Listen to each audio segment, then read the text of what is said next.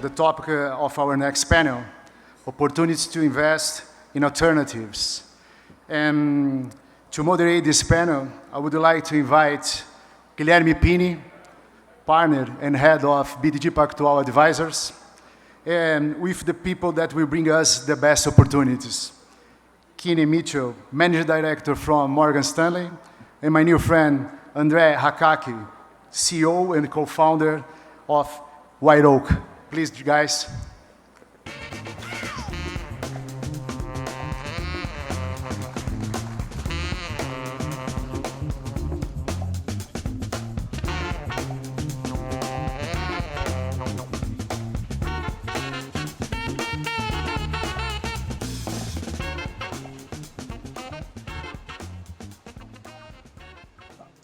Boa tarde a todos.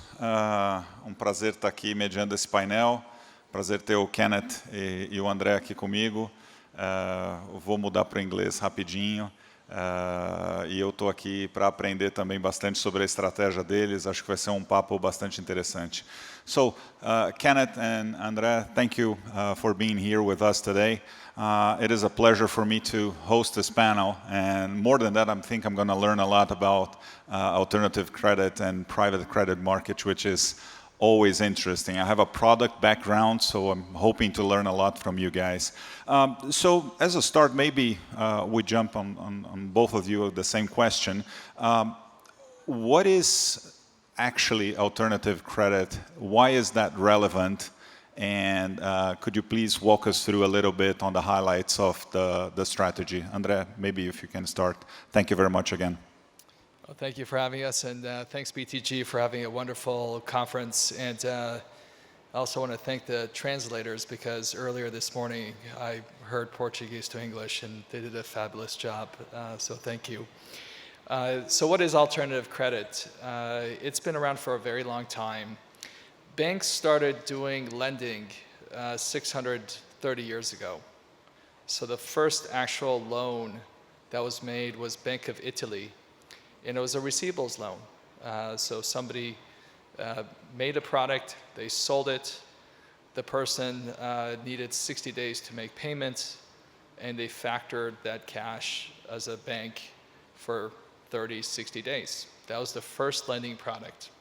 So the market clearly has evolved quite a bit. If you look at the private debt marketplace, it's about a $25 trillion industry in the United States. And if you compare that to the publicly traded corporate bond market, it's roughly 10 trillion. So the private side is obviously less liquid, but it's almost twice the size as the publicly traded marketplace. So when we think about alternative credits, we put into three buckets. First bucket is what banks do, and firms like White Oak, we emulate banks. We copy what banks do. Old school traditional loans, corporate loans and term loans, receivables, equipment financing, those are traditional lending. The second category is providing leverage to private equity firms.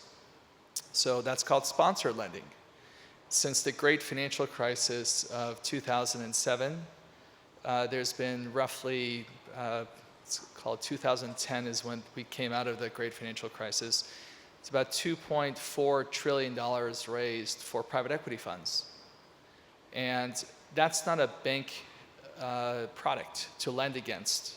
So there's been roughly 500 managers that have built phenomenal businesses providing leverage to PE funds. Again, that's not a bank product because the leverage ratio is extremely high, the covenants are low, duration is long, and the amortization is non-existent. So it's usually a bullet payment at the end of the loan. So that's the second category, and it's about $1 trillion market today, providing leverage to PE firms.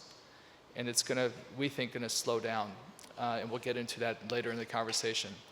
The third category is what my friend here from Morgan Stanley does. These are specialty areas, niche areas that provide great opportunities. They could be healthcare royalties, it could be music royalties, it could be providing consumer finance. So these are niche areas in the marketplace. That's the third category. So that's how we define alternative credit. I think there's a world where all three of them could exist in a portfolio. They're not correlated to each other. So to recap, traditional bank lending, what banks do, sponsored loans, which is levered loans, and specialty areas. Kenneth? And thank you for having me. At Morgan Stanley, I focus more on those specialty areas. So I'm the head of alternative lending. And specifically, a significant component of consumer debt in the U.S. is credit card debt. There's about $1 trillion of revolving credit card debt in the U.S. This is a credit product that is pretty poorly designed for the needs of most consumers. It's generally very high interest rate. It's also a structure that revolves with no set maturity. And what we saw coming out of the 2008 financial crisis were a few dynamics that allowed some fintech innovators to really change the options available to consumers, and by doing so, create a new subclass within private or alternative credit that fixed income investors historically did not have access to. So after 2008, a lot of U.S. consumers were not very enamored of traditional banks. They were looking for other ways to access credit. We also had a generation that was much more comfortable transacting online.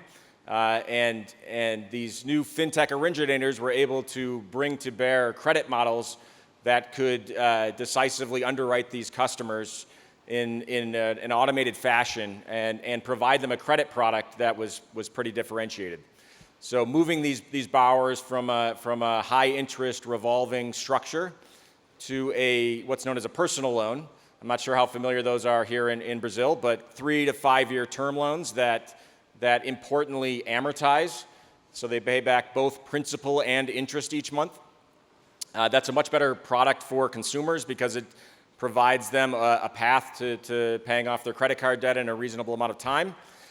It also is a less risky structure as a lender because of the fact that the outstanding balance is sort of immediately starting to drop and decline as you move forward.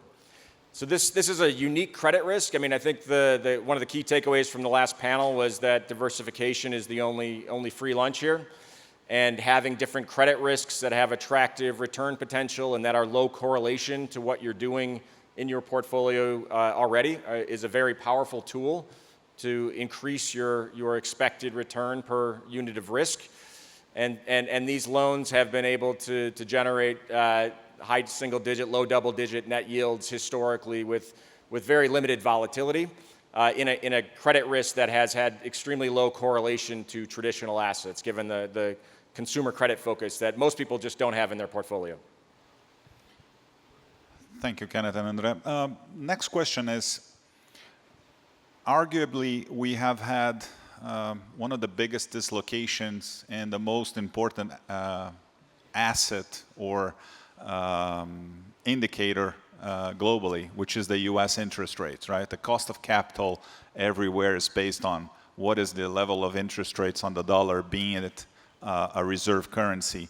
So the question is, at this point of the cycle that we have had peak inflation recently, inflation is still more or less high.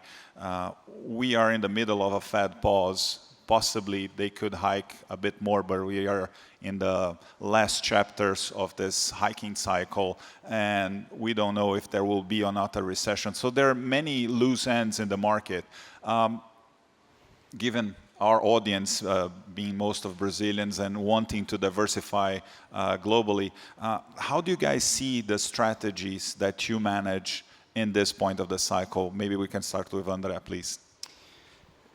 So the interest rate hikes that have been happening the last 18 months or less, it's been unprecedented, and it's been challenging. I'm going to go answer the question in the three kind of food groups I highlighted in a diversified portfolio. So when you think about a corporate borrower, if you are trying to refinance your loan, you already have debt outstanding in your balance sheet. and you go to your bank, and there's roughly $3 trillion of deposit money leaving US banks. About 1.2 trillion has left. The Federal Reserve is shrinking the balance sheet of banks.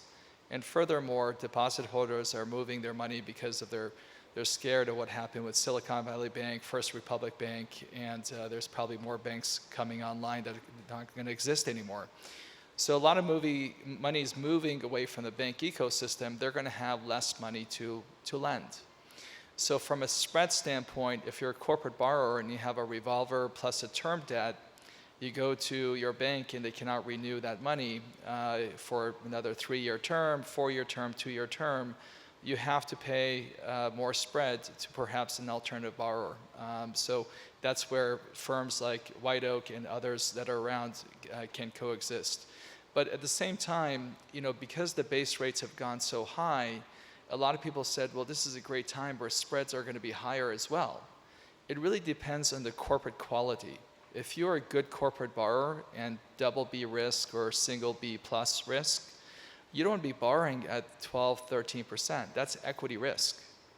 The last 25 years, S&P 500 has returned 9%.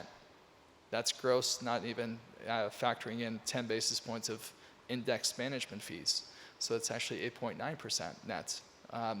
So, a corporate borrower, you're senior secured in the capital structure, where in public equities, you're junior. So you get stability at 12%. That's ridiculous. So a lot of good quality companies don't want to borrow at those rates. When you go to the sponsored market, it's changed quite a bit because the PE activity has slowed down substantially. One, the exits have slowed down, so there's less money to be renewed. There's less money going into the PE ecosystem today. We say PE, private equity ecosystem. And lastly, you have much more higher borrowing costs, right? So the leverage multiple is going to become less. So it's a very good question, but the ecosystems, there's probably 100 answers to your question, depending on where are you focused on. But generally speaking, you have to put yourself in the perspective of a good company, or a company that is in desperate, trying to refinance their bank, or a company that is medium quality.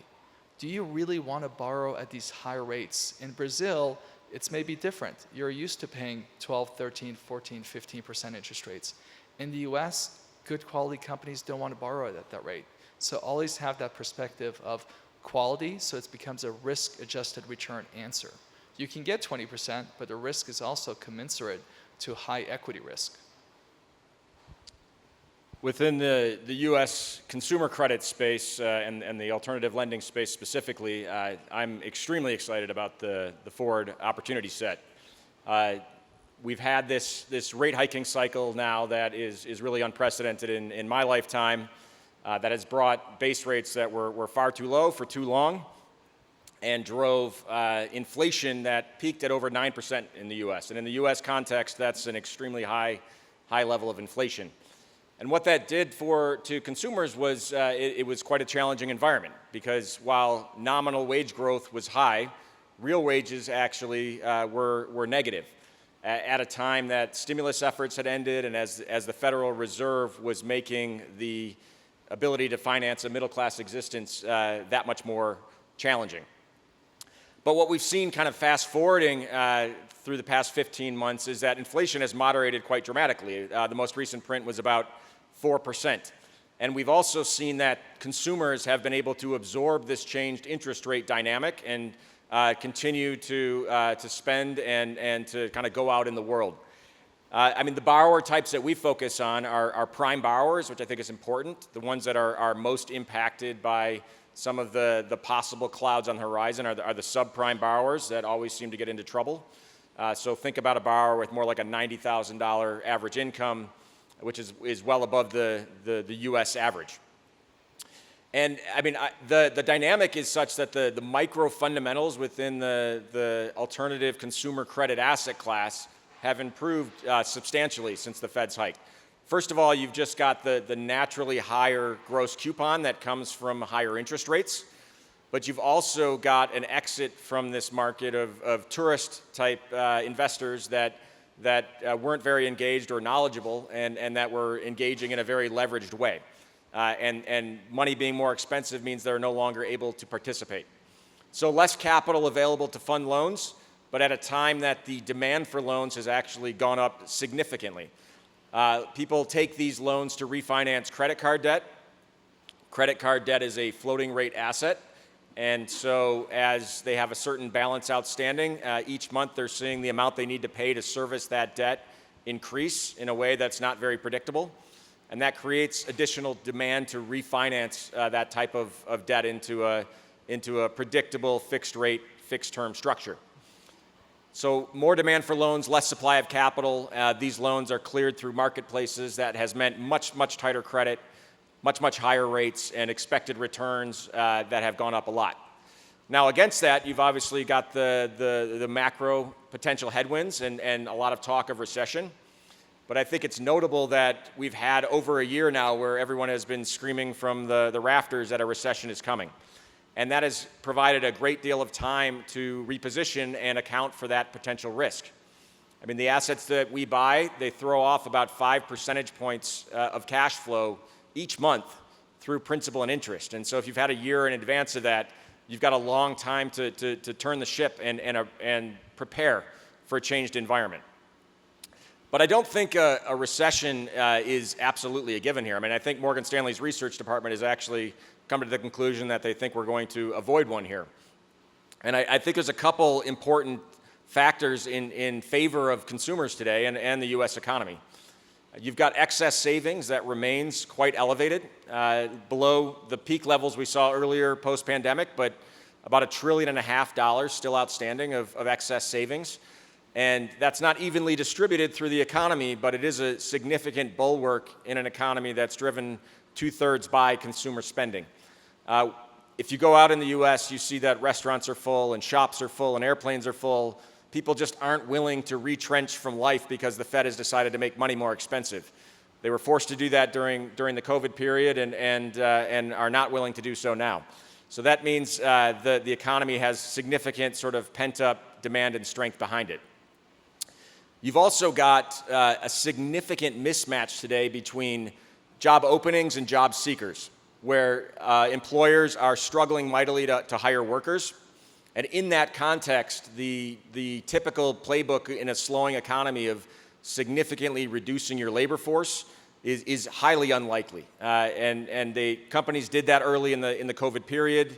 They then spent years struggling to rehire and retrain. And so I think a more likely outcome is kind of natural attrition and job postings being taken down versus a meaningful change in the unemployment rate. I mean, you probably heard the term jobless recovery that people used after the 2008 financial crisis. To the extent that we do have a recession here, which again I don't think is in any way a given, I mean, job full recession is something that people have sort of highlighted as a likely outcome. And in that context, given my asset classes very much improved micro fundamentals, you're getting amply compensated for those risks of a potential downturn with much tighter credit and much higher interest rates today. Perfect. Maybe a follow-up question on that one. And Andre, you briefly mentioned that fact. We have had some sort of crisis in the medium-sized banks in the U.S., the regional banks. And how would that play out? Yes, we may have had a Fed pause. I wouldn't say because of that, but certainly helped. And don't you guys think that may amplify the availability of assets or opportunities that you may have in each of your strategies? Andre, if you may go first. Yeah, so it's a very simple math what happened. The banks have been, for the most part, they're liability-driven balance sheets. So when you and I put money in a bank, deposits for checking, savings accounts, or in the US we call them CDs, certificate of deposits, we're lending money to the bank. And when we lend money to the bank, we expect to get access to that cash very quickly. Whether you write a check daily or 1-year savings accounts, and you get very low interest rates, right? And so what the banks do on their side, they lend money to loan assets. And the loan assets have longer duration. So when you get a mortgage for a residential mortgage, it's typically 5 or 7. You can get longer to 30 years. When you go to a corporate loan, it's usually 2 to 4 years for a corporate term loan. Asset-based lending, it's 1 to 2 years. So you have long duration assets with short duration liabilities. So they're an asset liability timing mismatch. So when people take money out of the banks, they get afraid of a bank going under. They're basically trying to get liquidity, and the banks don't have the liquidity on their asset side of their balance sheet. And another thing that's happened for banks that didn't have a lot of origination of loans, Silicon Valley Bank is an example of that. They had a different problem. Because they didn't have as much origination, they made a bet by putting those investors' capital, which is a liability, into longer duration loans and bonds, government bonds. So they invested in 2 years, 5 years. Just to get 20 basis points, 5 basis points more spread, they went longer duration. And so when rate hikes went up 11 times of rate hikes, what happened is those bonds were trading at a discount to par, 85 cents. So if you bought that bond today, you would get 85 cents to get a 5% yield, as an example. So that's the problem, because when people take their money out, there's a run at the bank. Their corporate treasury bills and bonds, they have to sell at a discount to par. And that's a 15% discount. That's significant. So they don't have the money. So that's why they went into trouble. So the question is, why is that an opportunity for lenders like us? Generally speaking, when banks have less money to lend, that creates opportunities for alternative lenders to support these businesses. That's number one. Number two, you're going to get increased regulation. So the Fed already has, if you go to JP Morgan's risk management office, there's over 80,000 risk officers and compliance people at JP Morgan. 80,000 risk officers. That's tremendous. Pretty soon, it's going to be 100,000.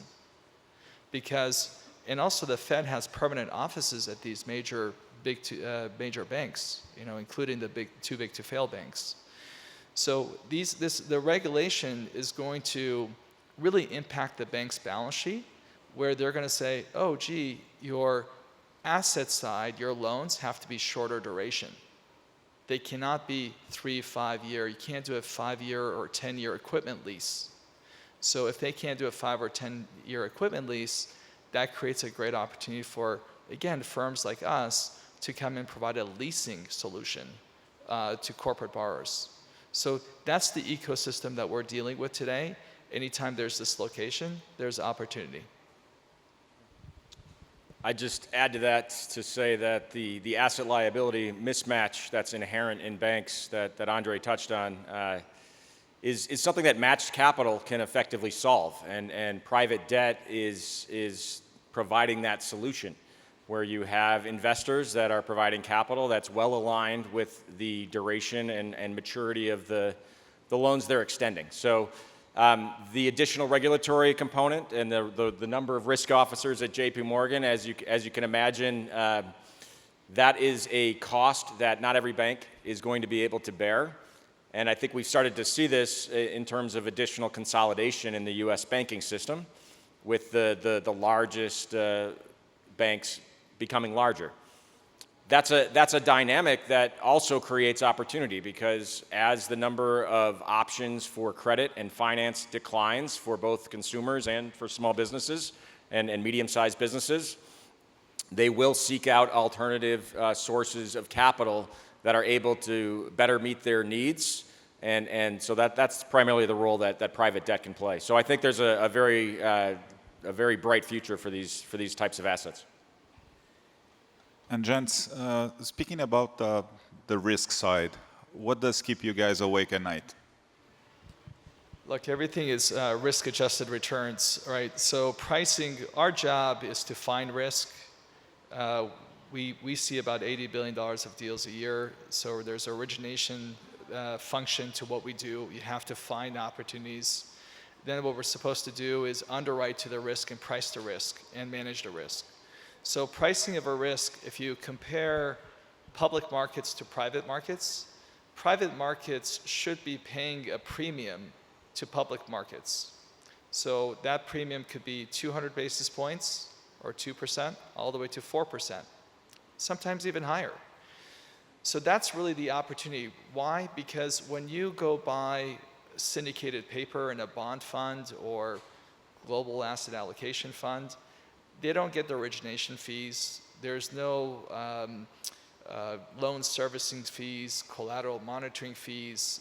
The pricing of risk is very personal, meaning that's a private transaction between two counterparties versus a race to the bottom on yield when it's broadly syndicated. So we get the runs, which is the listing of all new bond offerings every day by major banks, including our friends at Morgan Stanley. And they may price the bond at, call it SOFR plus 300, 400, 500 basis points, but because the demand is so much higher, they price it lower on its initial offering. In a private transactions where there's two counterparties, you have an opportunity to price the risk higher. So the risk premium is usually, call it 200 to 400 basis points in the private markets. And so you pay a manager 1% management fee. There's 50 basis points of fund expenses. So when you factor that all in, you've got a product that's got low volatility. You don't have the market volatility that publicly traded bonds or government bonds have. As I said earlier, treasuries were on a mark-to-market basis down 15% or more last year. Treasuries on a mark-to-market basis. Does it mean that they're going to lose value? No. Once you hold it to maturity, it'll go back up. But when you look at your year-end portfolio, it's a markdown of 15% for one of the most safest investments in the world. So you stay away from the market volatility by being the private side, and you get a risk premium for the credit. What keeps me up at night? I mean, I think my wife finds it rather annoying how well I sleep. And I would say that the way to make sure that you sleep well is to ensure that you structure properly at the front, to ensure that you have the protections that you need as you go through these loans. I mean, the asset class that I focus on, we buy very large volumes of these loans on a very regular basis. And the structural component of the loans themselves goes a long way to protecting you from risk. So first of all, having an excess gross yield that can absorb any defaults that you might suffer is very important. And so we're starting from a refinancing of credit card debt. If you look at the securitization trusts for U.S. credit cards, the average rate on those trusts that the borrowers inside are paying is about 27%. And in the US dollar context, that's extremely high. Now that's gross, it's before defaults, and there are defaults given it's an unsecured asset. But being able to refinance those types of borrowers at a rate that's inside of that, but still quite elevated, gives you ample excess spread that is beneficial in compensating you for the risk. The next thing I would highlight is amortization, which is after the free lunch of diversification, maybe one of the more powerful tools in finance, where you're consistently taking risk off the table as you move through time, and as your ability to predict outcomes of any given borrower are ultimately declining or becoming less certain. So having loan structures that de-risk themselves through time is quite critical. In my asset class, these loans are typically 3 or 5 year term, but because they amortize, they throw off this high cash flow of 5% a month or so between principal and interest. That shortens the duration down to just over 1 year. That also insulates you a bit from some of the interest rate dynamics. So you still have some interest rate exposure, but it's much less than other types of corporate credit. It inoculates you to the refinancing risk that comes from having bullet-style maturities, and having this combination of high yield and low duration from an asset that is low correlation to traditional and other private credit assets is an extremely attractive combination from my perspective. Good. And going back a bit in the point that you guys made, one of the possible consequences of this banking crisis in the U.S. is more regulation. I mean, you mentioned 80,000. That's almost 10 times the amount of employees that we have at BTG, so it seems a lot. Would that be also a possible consequence? I mean, more regulation in the market. How do you guys see that, and how that may affect you? I mean, being in a big bank, Kenneth, I can feel that you may see that on a daily basis as well. Yeah, so for us, I mean, we are regulated by the SEC, by FINRA. We have a broker-dealer. We also have regulation in the UK called the FCA. And lastly, we have a California lending license. So we do have regulation, and there's been a lot of noise about increased regulation in the private credit space overall. I think we are in two different seats because Morgan Stanley is a regulated bank with many different or affiliate organizations, including SEC, et cetera. But for us, you know, what we are hearing from the marketplace, the groups that are becoming too big to fail. So when your balance sheet is getting in excesses of 50 billion in loan assets, you know, there may be increase in regulation. I don't know how that compares to a bank. I can't imagine us being regulated by the Fed and coming in saying, well, your asset and liability is mismatched. It's not, because we have at-risk investors, and we match our duration of our loans with investor products, so that should be fine. But there's a lot of noise in the market, especially with the Democrats being in the office today. I think when Republicans get elected next time around, there may be less noise on regulations. So I think some of it is politically charged. We'll see. Nobody knows. But I do think that if you become too big to fail, like GE Capital, when they had close to $300 billion of loans outstanding, both assets and liabilities, so that's total assets, they you know, probably needed to be regulated at some point, but they didn't. So we will see. It's still a story that we're all trying to learn more about what the guidance looks like. Yeah, I just add, I mean, with the banking crisis, the way that banks typically structure their balance sheets is with a relatively modest amount of equity relative to the total assets. And so that inherently creates a risk that requires substantial regulation to manage, given the disincentives perhaps of people that run those banks. If you look at the private credit markets, and I think there was actually a report recently that was put out by, I believe it was the Federal Reserve, that just highlighted the importance of having relatively matched capital and how much that goes to reducing the risk. I mean, if you have $100 billion of assets that are backed by investments from investors that are in the sort of same zip code, you have much less risk than if you have $10 billion of equity behind that, and a relatively small change in the value of your assets can have a huge impact on that equity. So leverage is always a nuclear weapon, and banks are inherently highly levered. It's the way that they do business. And so moving to a private credit model that is more focused on having an asset liabilities that are more matched. I mean, from a regulatory perspective, clearly you need to make sure that the terms of loans and the structure under which the loans are underwritten is in line with all of the regulatory requirements. But the existential risks to the system are naturally less when you have less leverage in the system. Fantastic. Guys, another point here. With regards to we discussed a little bit about the opportunity set, the risks, the environment, the point of the cycle. Maybe to reinforce the message, why would a Brazilian investor, client of BTG, wanting to diversify a little bit the portfolio, why private credit or alternative credit might make sense for such an investor? Why put my money into White Oak or into Morgan Stanley's strategy on private loans? I was waiting for that question. Thank you. I don't have that much liquidity. Don't worry.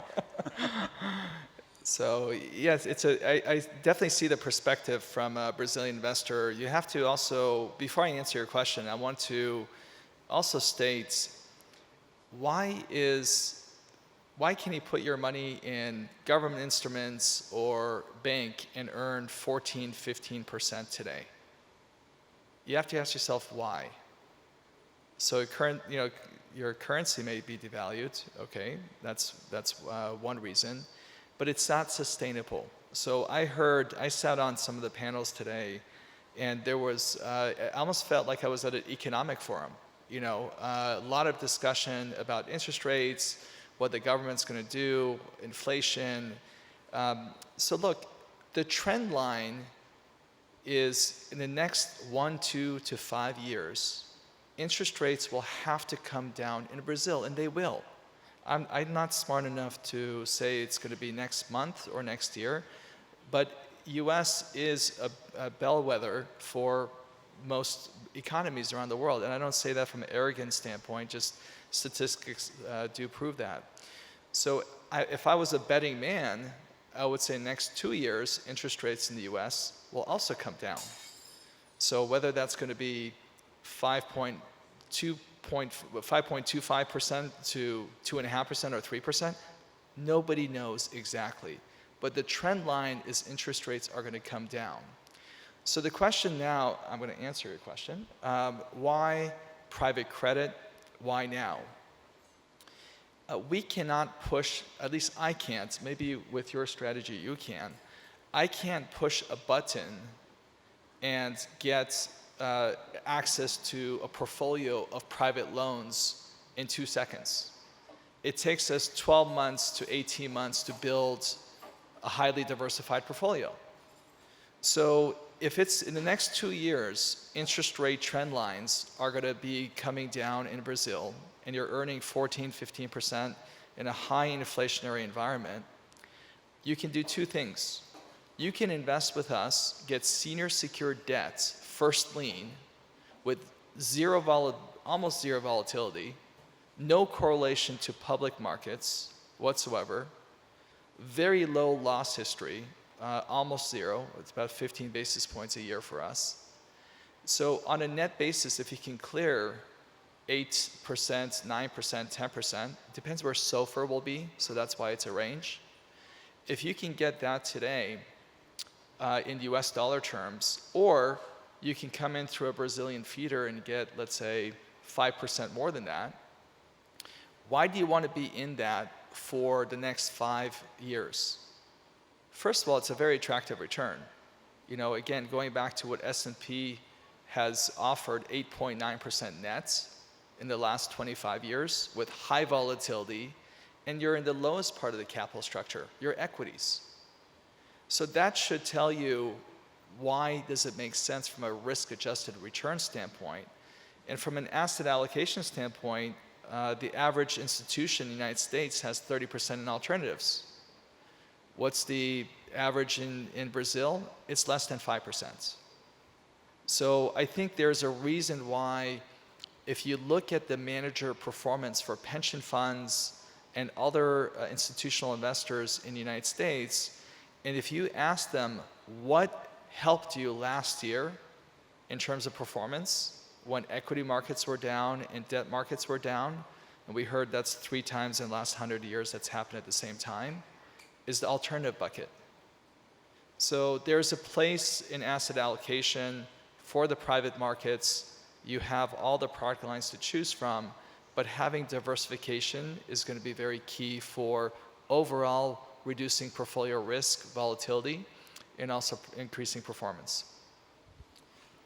Yeah, I would just underscore a few of those points again. I mean, first of all, it's not an either or. I mean, you can invest in assets that are outside of Brazil, and you do have the ability to hedge those assets back to Brazilian real and potentially pick up the interest rate differential. So that's obviously notable. And then, I mean, as you think about your portfolio construction, the ultimate goal is always to maximize the return per unit of risk.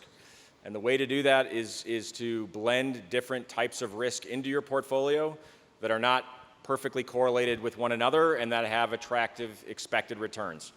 And in that context, alternatives can play a very important role to move your exposures away from just fixed income or just fixed income and equities. Private credit, private debt specifically, I think, has shown historically an ability to generate very attractive returns, to do so with limited volatility. As I look at my asset class, which again is focused more on consumer credit, consumer unsecured credit in the US, originated by fintech lending platforms, I mean, I think there's also some aspects of using big data to make better credit decisions. The machine learning, artificial intelligence angle of self-improving models is an important part of this. Extreme diversification by end borrower. These loans that I work with are usually kind of sub $10,000 average size US. So you can have a portfolio that has hundreds of thousands of line items in it and no individual line item that is going to really drive outcomes for your portfolio. Just incredible diversification and scale that historically was not something that you could achieve in a portfolio.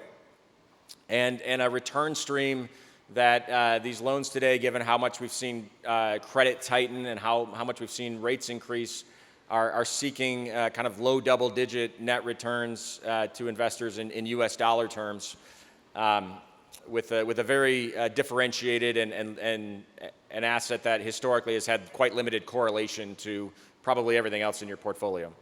I'd like to add one more thing to your commentary. About 2 weeks ago, my 16-year-old son gave me a list of 10 things he was going to be looking for his perfect wife in the future. And I went through the list. I'm like, okay, that makes sense. Okay, attraction, I got it. And I said, well, what can you live without? Give me a 30% discount of what can you not live with? And he looked at me cross-eyed, like, what are you talking about? And I think translating that to today's commentary about kind of investing in private credit, the question that most of the audience has to ask themselves is, the perfect credit is low risk, high yield, daily liquidity, no volatility, no correlation to anything. Okay, those are the key ones. I'm sure there's 5 more I can think of if I had more time.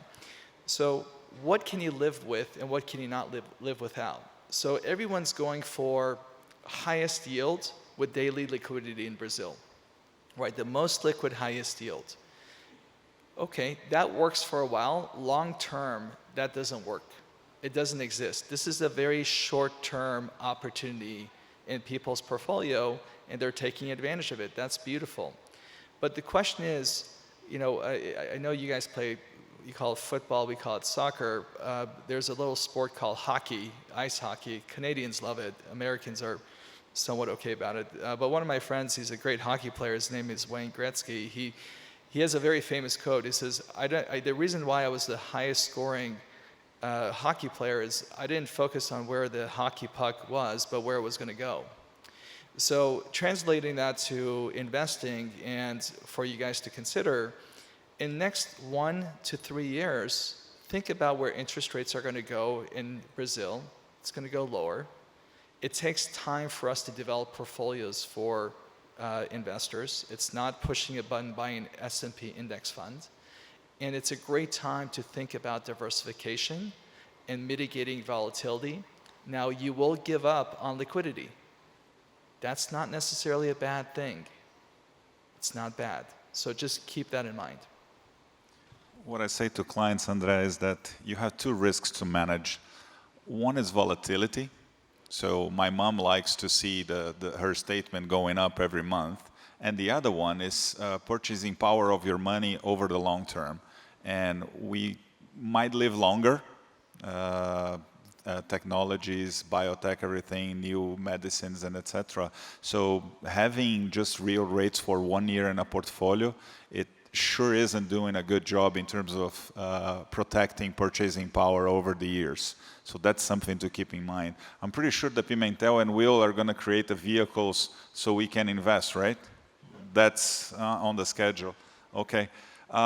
Maybe we have another 5 minutes if you guys want to have maybe some final messages or anything else we might want to add to this panel. And again, thank you very much for being here with us. It was a pleasure. I certainly learned a lot from you guys. Yeah, look, my final comments is going back to the opportunity set. Anytime there is excess returns, there is obviously a supply and demand imbalance. In our case, banks are going to be lending less because they're going to have less capital availability. So there's borrowers, there's 400,000 companies in the United States that's called small to middle market enterprises. We call that SMEs, 400,000. That's what creates the power of the US economy. It's not Johnson & Johnson or Coca-Cola hiring 10,000 people or firing 20,000 people. That doesn't drive the economy. It's really the strength of the SME marketplace. That's huge. If banks are to be lending less to that segment of the market, there's an opportunity to provide financing to those businesses. So finding good opportunities, good companies that should be bankable, were bankable, could still be bankable. We're trying to fulfill a service to facilitate the viability and the well-being of these businesses that continue to create jobs and provide food for families, etc. So we actually have a duty to provide stability in the marketplace. And we're simply fulfilling a niche. And that's a really noble opportunity that folks like ourselves are doing in the marketplace, and also providing a good risk-adjusted yield to investors' portfolio. I'd touch on a few things. I mean, first of all, I would go back to the liquidity comments that were made. The asset class where I focus in alternative credit is a relatively liquid component of the private credit universe. But I think it's important to just recognize that I don't think either of us are suggesting you should be 100% in alternatives or 100% in private credit. I think at the same time, you don't need assets that have 100% daily liquidity. You don't need to access your funds at that type of pace. So having a percentage of that portfolio in an alternatives bucket, in a private credit bucket, can play an important role and stabilizer role in your portfolio. And then within my asset class, I mean, I typically am very averse to market timing. I think you should be looking, I think time in the market is how somebody described it in the last panel. That said, the micro fundamentals today are very notable. I mean, credit card debt is $1 trillion industry in the US. It's a product that is not very well suited to consumers. Being able to refinance prime borrowers into loan structures that better fit their needs and that are at a more manageable interest rate, I think is a clear benefit for the consumers. And then for the investors, being able to do this with fintech platforms that are using very sophisticated and self-learning models that are constantly iterating as they take in more data. And not just traditional data sets like someone's income or credit score, but augmenting that with where did someone go to school, or do they own a house, or what profession are they, and if someone is a nurse and someone else is in construction, is the volatility of that earnings stream the same in a downturn?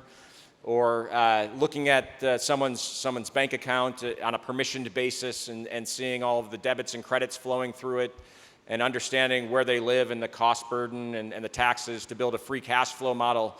Just amazing granularity of understanding of these borrowers that historically was not possible, and that's enabled by technology, where these lending platforms are primarily based in the Silicon Valley and not in New York City, and I think that's quite telling.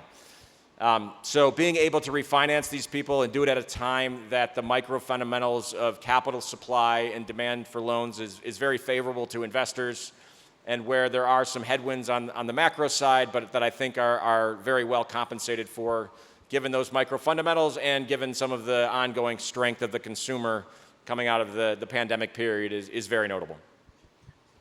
Thank you both for having us.